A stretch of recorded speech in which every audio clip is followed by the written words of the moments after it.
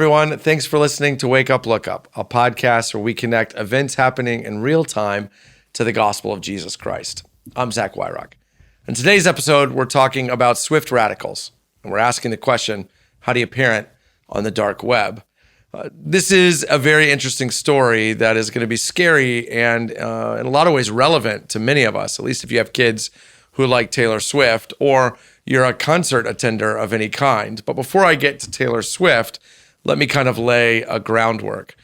There is a fascinating and disturbing trend happening in Europe involving teenagers being radicalized by ISIS and other extremist groups into terrorist activity in their home countries. So maybe I'm a teenager in France, someone contacts me on the internet, over time radicalized me, and now I'm planning terrorist attacks on behalf of that organization in my home country.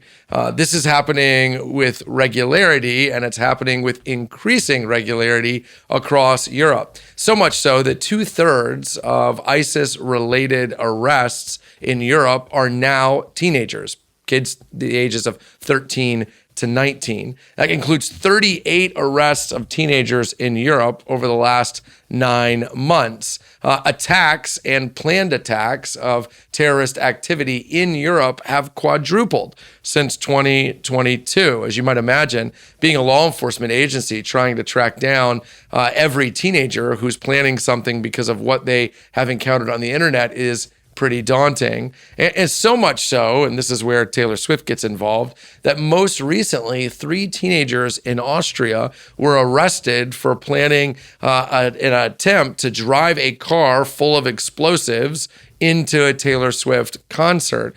She had 3 concerts planned in Austria over 3 days. Over 190,000 people were planning on being at these concerts. And these teenagers, because of ISIS radicalizing them online, had bought explosives, had a plan in place to load in a car with those explosives and murder as many people as they can. What's disturbing about this, beyond the violence, is that for most of these teenagers in Europe, their radicalization began with content they came across on TikTok or YouTube or Facebook. The truth is that while there used to be dark corners of the internet, and I'm sure there still are, where all kinds of nefarious things happen, those dark corners are gradually encroaching more and more into regular internet usage. No kid starts a TikTok account thinking, I'm going to become a Muslim extremist.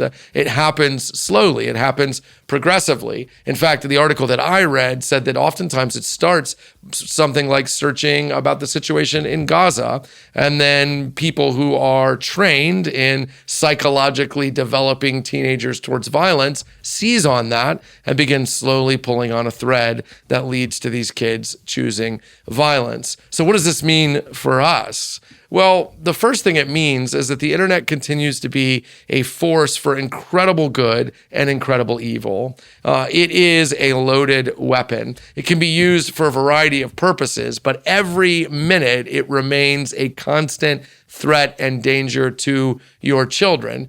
Living in an internetless world is probably not possible for you and I. It's definitely not possible for our children. And I don't think that's the answer anyways. But it does mean that we need to be aware that our kids are engaging something that can be dangerous. It's yet another reminder, by the way, that social media for teenagers is too much for them. They're not ready for it. They don't know how to weed out voices that are for them and against them, people they should trust and people they shouldn't trust. I hope you're making the choice to keep your kids off of social media, but it also means we have to begin to dialogue with our kids about more than what they did at school today, what they ate, whether or not they have homework. Our kids are searching and interested in geopolitical things, global things. Let's make sure they're hearing from us as parents. Our primary job is to point our kids to Jesus, and once they place their faith in Jesus, to disciple them.